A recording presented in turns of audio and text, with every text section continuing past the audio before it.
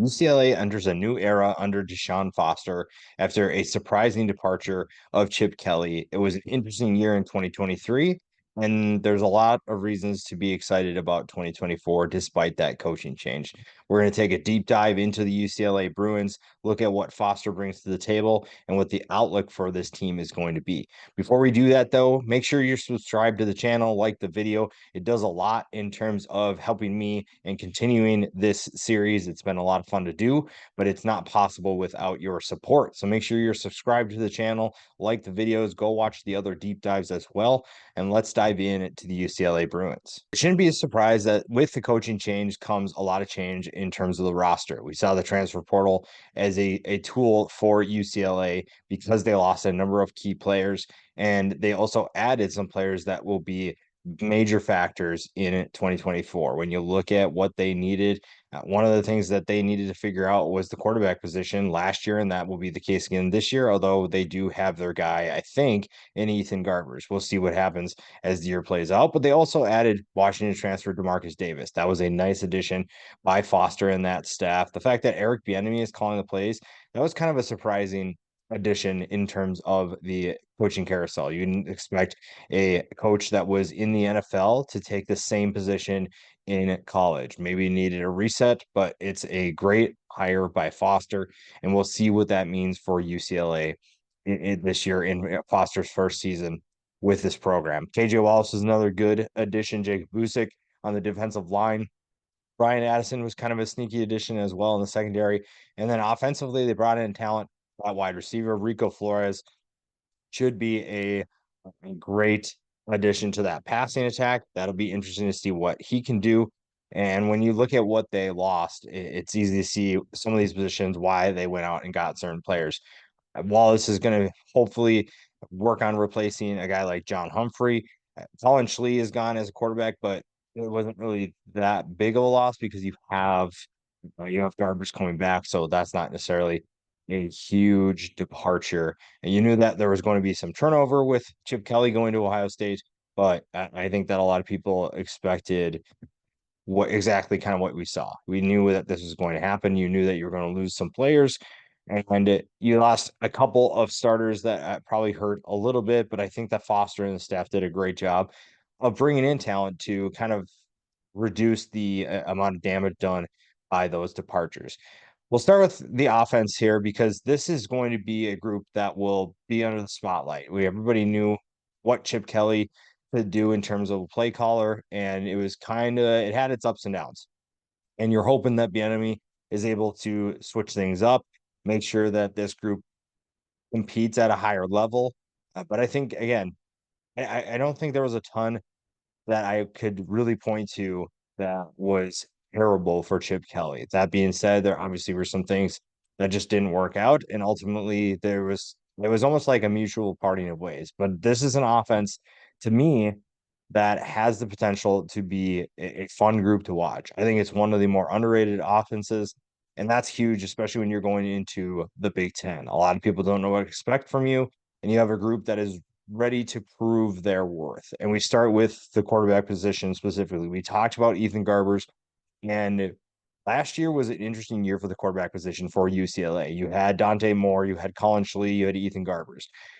There was a rotation where you didn't necessarily know who the guy was going to be. Everyone wanted Dante Moore to be that guy, but the Utah game kind of smashed his confidence. And then he obviously hits the transfer portal and is gone. So that hurt quite a bit. And now you're on to Garbers. Now, when you look at the bowl game, Garbers put on a show and showcased what he could do. We knew that he had the talent. We knew that he was capable of playing at a certain level, and we saw that at least for a short-term period. Now we're hoping to see it for a long-term period if you're a UCLA fan. Joining him in the backfield are a group of underrated backs in terms of what you can do production-wise, explosiveness. TJ Harden is supposed to be the guy now that Carson Steele is off to the NFL. And a lot of people like what TJ Harden brings to the table. 6'2", 215 pounds. The college fantasy community really likes what he's capable of doing. They liked him last year, even with Steele here. And you see the production, 827 yards, 8 touchdowns. has the ability to be a big time player for UCLA. And I think that Garbers is ready to go. I don't believe there will be much of a delay in getting this offense up to speed, and that gives TJ Harden a little bit more flexibility in terms of not having to be the go-to guy for the entire offense. Keegan Jones will also get some carries. Same with Anthony Adkins, the former Army transfer. Both of those guys had limited touches in 2023 with the Bruins, but you're hoping to see a little bit more production from them now that Steele is gone. Someone has to be that second and even that third guy, and that was probably your first two candidates there. Garbers, if he goes down, that's where things get interesting. Maybe Demarcus Davis is the answer there. We will see. But if Garbers stays healthy and can play in terms of consistency, play at a little bit better level than he did last year, I don't have too many concerns in terms of being able to move the football. This is a group that finished 60th last year in the passing attack, but I think that that number improves. I think their ranking would go up a little bit more, and that's going to help you put more points on the board, which ultimately is going to help you in the Big Ten a lot more. The passing attack we just talked about, the wide receivers have an opportunity here because you finished 60th. And it wasn't like they were just crushing everybody in terms of moving the ball down the field through the air. Guys weren't exactly burning people, but I like what this group has to offer in 2024. J. Michael Sturdivant is a good player for 6'3", 205 pounds. I really like what he's capable of doing for this offense. I think that he could be the go-to guy. And if not, they have options. Rico Flores comes in for Notre Dame, and now Notre Dame hasn't exactly been known for their wide receiver play, but Rico Flores brings an interesting skill set to the table, and I believe shouldn't have much trouble finding his role in this passing attack. Logan Loya is another one of those college fantasy football favorites. He is one of those guys that is going to get open. He's a reliable pass catcher for Garbers, and you saw that last year: 683 yards, 6 touchdowns. The passing attack has options. It's not that they're hurting for players. It's just a matter of you kind of need that alpha to step up, or two. You need two guys that will be able to reliably get open, whether that's burning guys deep or just getting open and being that possession receiver.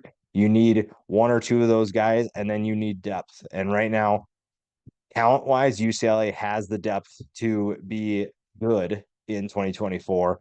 You just obviously need to stay healthy and you need to find chemistry with Garbers. Now that you know that Garbers is the guy, it's not one of three guys, it's one guy.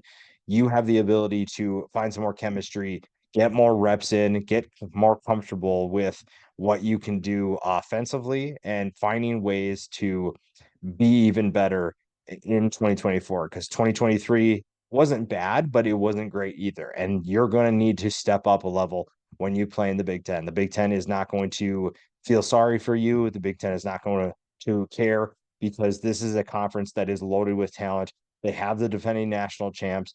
They have your former coach in Chip Kelly, and it's going to be a tough road. And we'll look at the schedule a little bit later in this video, but this passing attack is really where it all starts, in my opinion. And the offensive line obviously plays a huge role as well.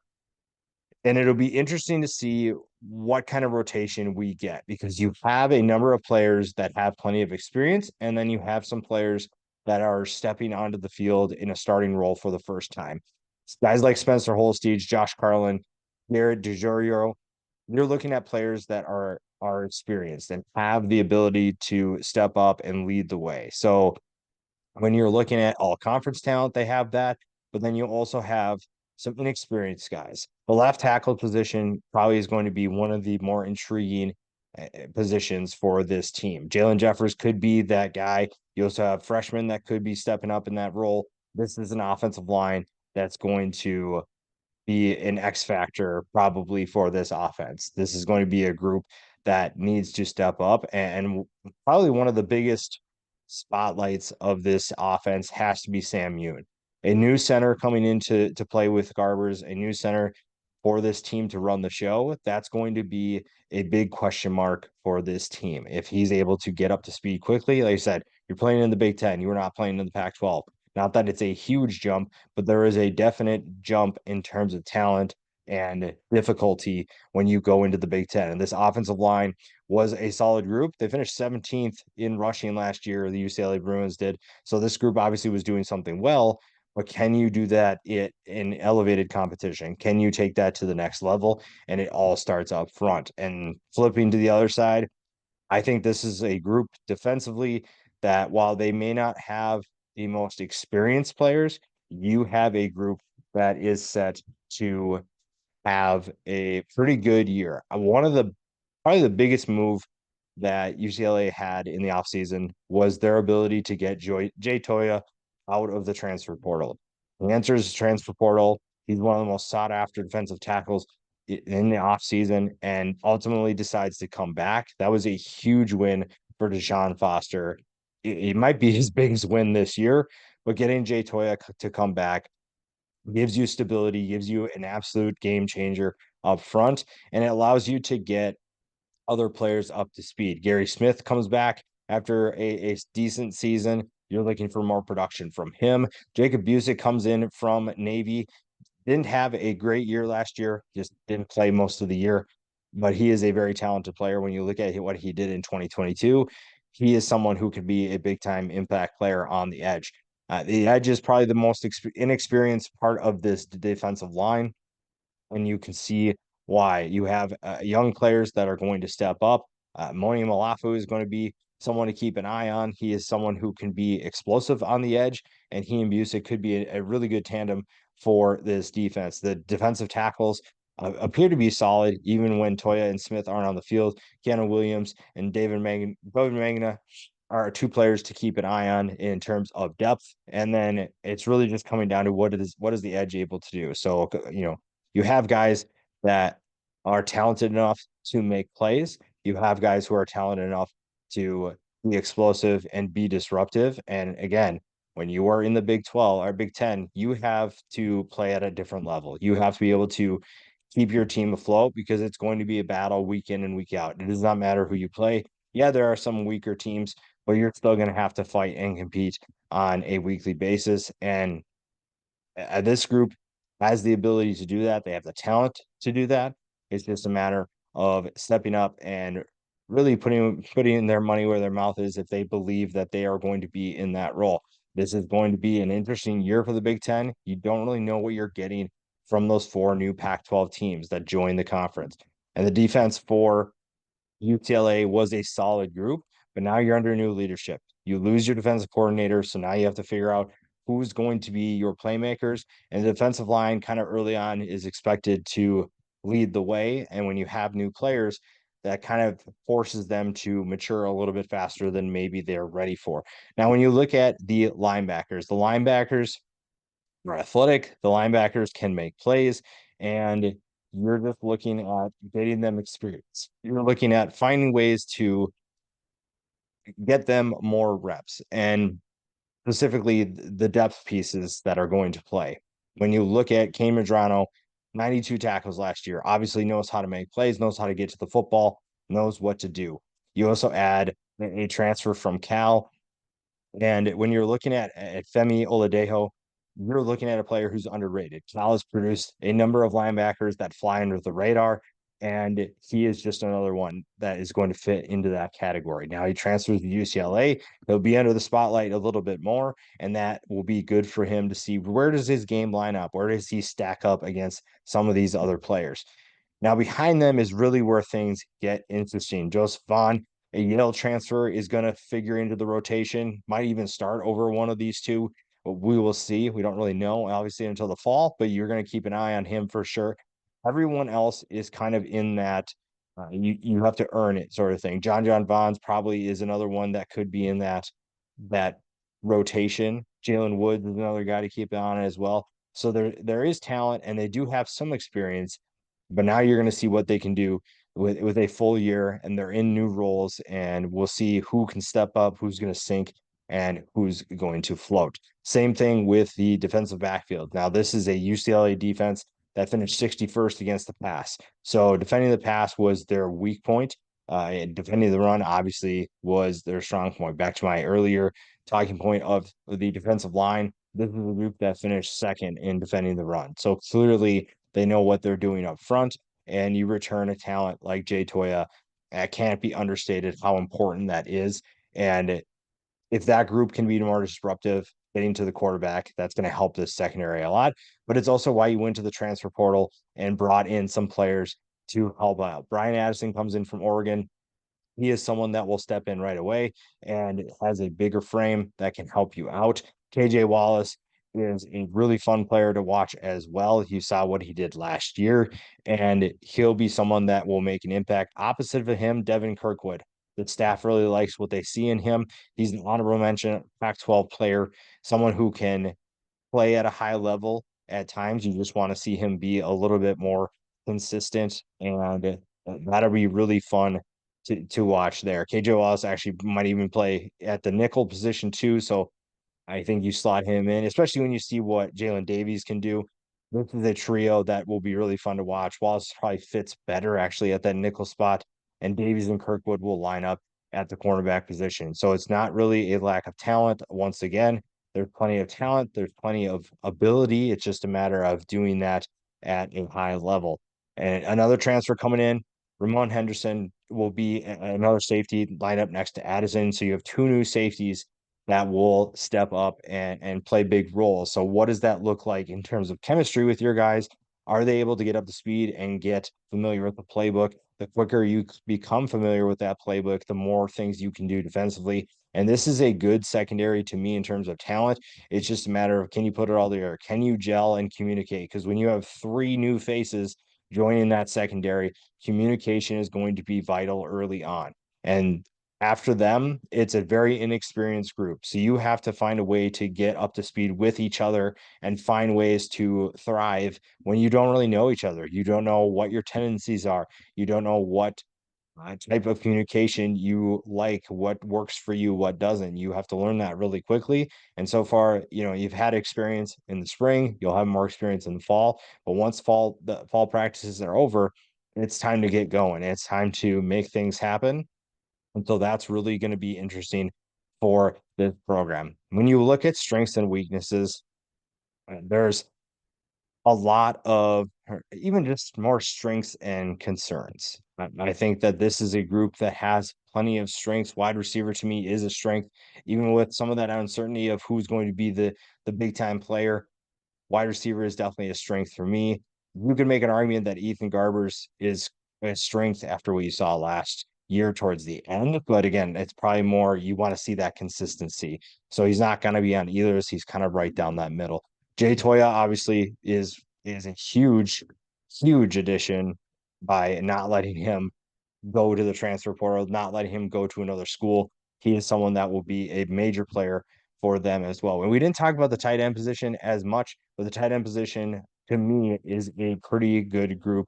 Even if you don't have a player with over 300 yards, the tight end position to me will still be a strength. It was a focal point under Chip Kelly, and I expect that to continue even under this new staff. The concerns, offensive line, I think has a little bit of concern, probably more on the depth side of things. Maybe not necessarily talent, because you saw what this group did last year. You saw the returning talent they have, but I think depth will be probably the biggest question. The left side of the offensive line and center position is probably where you're going to keep an eye on the most. You have a new defensive coordinator. When you look at what D'Anthony Lynn did last year, he was obviously a big reason for their success, and now he is gone. What is a new coach going to do? What can you expect from somebody like Ike Milo?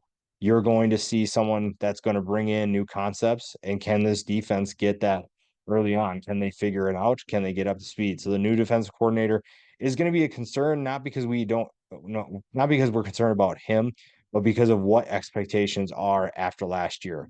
Lynn had this group at playing at a high level, and it's going to be tough to replace that. I think that people expect to drop off. It's just a matter of how much. While we did say Jay Toy is a strength, defensive end probably has to be a big concern for this defense because you just don't know what you're getting. You're an inexperienced group. You have a transfer from Navy coming in.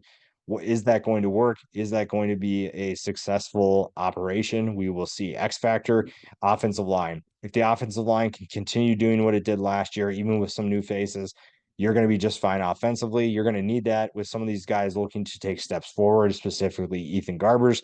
And that's going to start with the offensive line. If they're able to get things going early, then I like where this team is headed. When we flip to the schedule to me is difficult.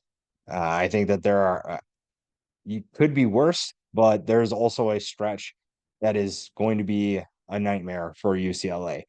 I do expect him to start the year 2-0, though that Indiana game is no cakewalk. I think that Kirk Cinetti is doing a great job at Indiana so far in terms of revamping that roster, and you just never know what that team is going to look like with a new head coach. A pretty much going to be a completely new depth chart, and neither team knows what to expect from the other. And if you're not 2-0, if it's 1-1, it's going to get rough because you have to go to LSU, you host Oregon, and you go to Penn State.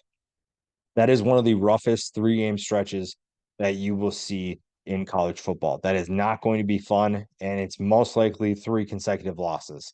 I don't see UCLA unless they've figured things out quickly. I don't see a way in which they win any of those 3 games, but it'll be interesting to see what this group can actually do to compete in those games. Because while you're not expected to win those, you are expected to compete and show what you need to do to get to that level. Now, that being said, it's probably going to be a shell shock to lose 3 consecutive games. I'm not saying the Minnesota game is a loss. In fact, UCLA probably should be favored in that game, but Minnesota is a tough team. PJ Fleck does a really good job of building culture at Minnesota. They buy into that culture, and that will be a tough game, even though it's at home. Traveling to Rutgers is going to be tough as well. Rutgers is a very underrated team, and the fact that you're flying across the country to play them is going to be an adjustment. You're going to have to figure out how to get your team ready, how to get these kids ready to a different time zone, and that will be an interesting game as well. There's so many different factors with this new Big Ten because you have coast to coast opportunities. Nebraska, are they a better team? Is that going to be a tougher game because Nebraska and Matt Rule are playing at a different level? Are they going to play at a high level? Are they going to be a team that is tough? I believe that they're going to be. I believe they're going to be better. And that makes life difficult for UCLA. Iowa is a tough team, despite the fact that they play zero offense. That probably isn't going to change. So that's a game that UCLA can definitely win, but that's not going to be an easy defense to score on. So you're going to have to figure out a way to play stout defense yourself, maybe even score on defense. So that'll be an interesting game. Washington, I think everybody expects Washington to take a step back because of the new coaching change, the number of people that they lost on their 2 deep. So that should, again, we're at the end of the year, so we're going to know exactly what these teams are going to be. Washington could be a very bad team this year. They go also surprise a bunch of people. Redfish has a lot of work to do, but we'll see what this team looks like. But that's one where if you're a UCLA fan, you probably feel more confident than if you're a Washington fan. USC is going to be tough, even when you lose Caleb Williams. We'll see what Lincoln Riley can do in his first year in the Big Ten. So that's going to be a tough game as well. And then Fresno State. If you are struggling at the end of the year, Fresno State is definitely a team capable of beating you. So definitely keep an eye on that one. When it comes to ceiling to the floor, I think the ceiling for UCLA is 7-5 with that schedule. You already have 3 guaranteed losses. All right, maybe I shouldn't say guaranteed, but you have 3 really likely losses with LSU, Oregon, and Penn State. I don't see a way in which UCLA wins one of those games, but maybe they surprise us. So that's already at 3, and there's probably 2 more losses over there. 4-8, though, to me is the floor. I don't see them dropping too far off. Maybe that's a little bit high with this schedule, but I think games like the Fresno State game, Washington, Rutgers and Minnesota, and then Indiana and Hawaii, those are games I feel better than the others for UCLA. So we'll definitely keep an eye on that. This is an interesting team. Deshaun Foster has a lot of work to do, not only because he's taken over a new roster, but he is also entering a new conference. This isn't the Pac-12 anymore. This is the Big Ten. There's a lot of change in college football. UCLA knows that. And it's just a matter of how are you able to elevate your game? How are you able to find players on your depth chart, find that depth, the pieces that you need to compete at a high level? And can you do it when you're also elevating the level of competition?